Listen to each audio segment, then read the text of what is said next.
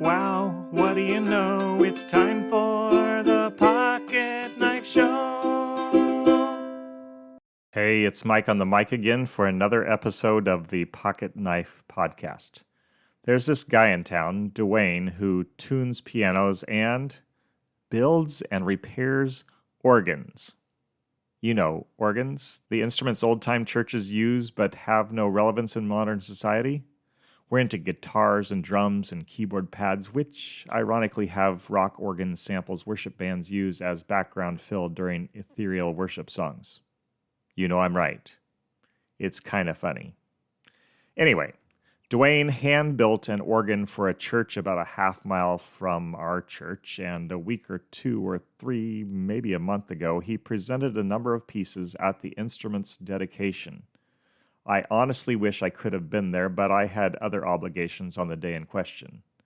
You see, Dwayne can play the organ.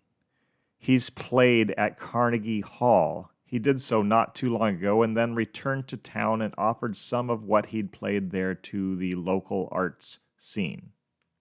Yes, this small town I live in has an art scene of sorts. There's an art walk with live music in shops downtown at least once a year, maybe twice.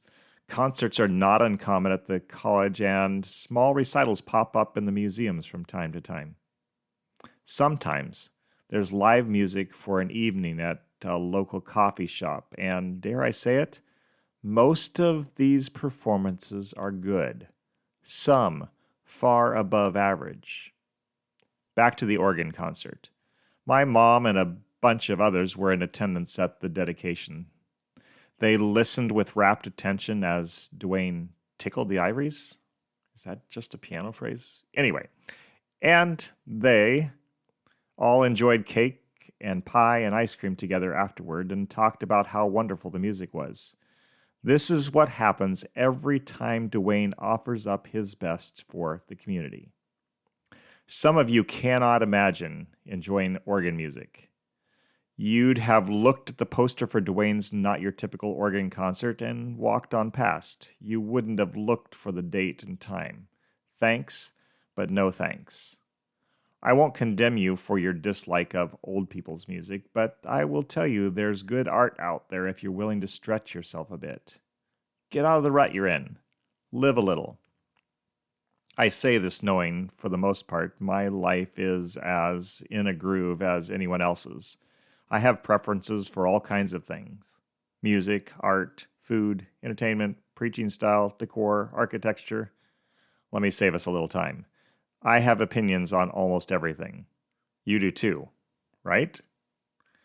There's nothing wrong with that in general, but there could be a small problem. You and I might miss out on something God wants to say because it's not delivered the way you or I like it. Maybe the guy's voice is monotone or too high-pitched or a bit on the slow side. Do you turn him off before you can hear God out? I bet once or twice you've missed something which could have blessed you or caused growth in you or corrected a false idea. You didn't hear it because you clicked over to the more interesting, more captivating thing. Not all that glitters is gold.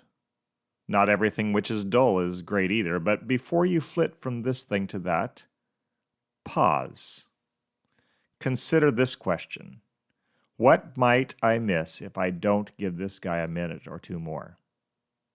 Maybe nothing at all. Maybe a message from God. Ask God if you can go, or if you need to stay. You don't have to like all music, but you might miss out on a bit of excellence if you write it off out of hand. The same is true of a lot of other things, including messages from God delivered by messengers of God. Don't miss God's voice just because his mouthpiece isn't perfect. Oh no, it's sad I know we've come to the end of the show. See you next time.